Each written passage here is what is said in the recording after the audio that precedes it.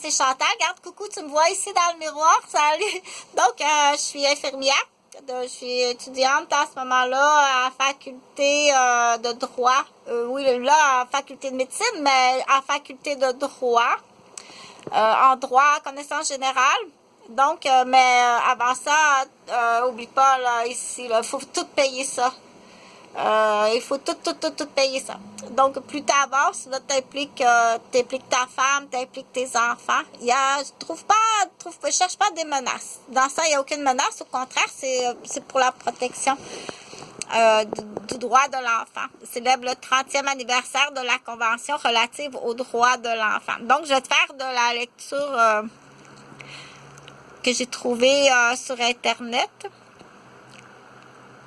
Comité des droits de l'enfant du Haut-Commissaire aux droits de l'enfant de l'ONU. Communiqué de presse du 16 septembre de l'année 2019. Comité des droits de l'enfant, Haut-Commissaire aux droits de l'homme de l'ONU. Thème, mineur, Organisation des Nations Unies. Et notamment présenter une version de la Convention adaptée aux enfants.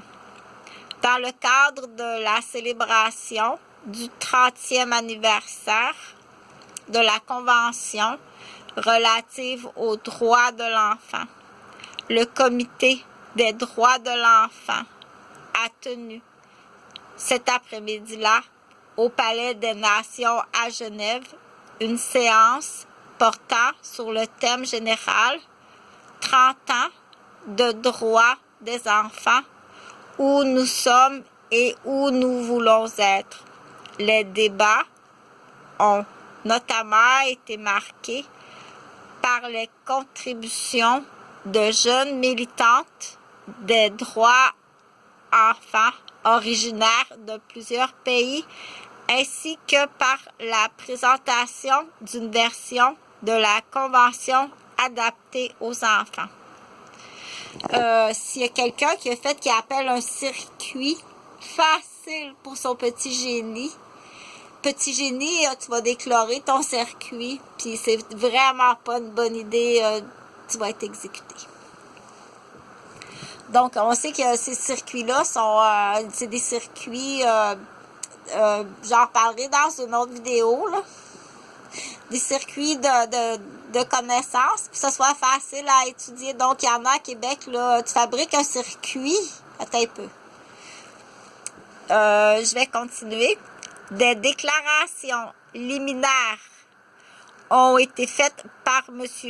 Luis Ernesto Pandernera Rena, président du Comité des droits de l'enfant, et Serena, jeune militante des droits des enfants, membre du réseau des droits humains de l'enfant au Royaume-Uni d'Amnesty International. L'après-midi a ensuite été divisé en deux débats portant respectivement sur les moments clés et les réalisations de la Convention, avec une contribution de M. Jean Zermatten, ancien président du comité, et sur la situation actuelle et la vision pour les droits de l'enfant.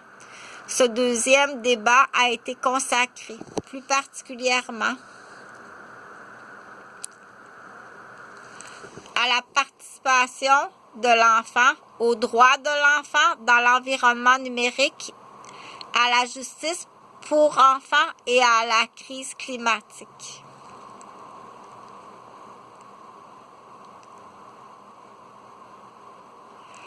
Outre les interventions d'enfants, ces débats ont compté avec la participation de membres actuels et anciens du comité, ainsi que du chef de la section des peuples autochtones et des minorités au Haut-Commissariat aux droits de l'homme, du directeur régional adjoint pour l'Europe et l'Asie centrale de l'UNICEF et du directeur exécutif de l'organisation non gouvernementale Child Rights Connect. Demain matin, à ce moment-là, à partir de 10 heures, le comité se réunira au Palais Wilson pour examiner le rapport de la Géorgie au titre du protocole facultatif sur l'implication d'enfants dans les conflits d'armée. L'après-midi, il examinera le rapport soumis par ce même pays au titre du protocole facultatif sur la vente d'enfants, la prostitution des enfants et la pornographie mettant en scène des enfants.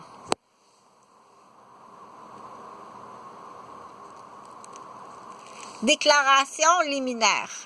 M. Luis Ernesto Pandernera Reina, président du Comité des droits de l'enfant, a souligné que la Convention relative aux droits de l'enfant était l'instrument le plus ratifié de tous les organes de traité des Nations Unies, ce qui témoigne d'un engagement positif des États en faveur des droits de l'enfant.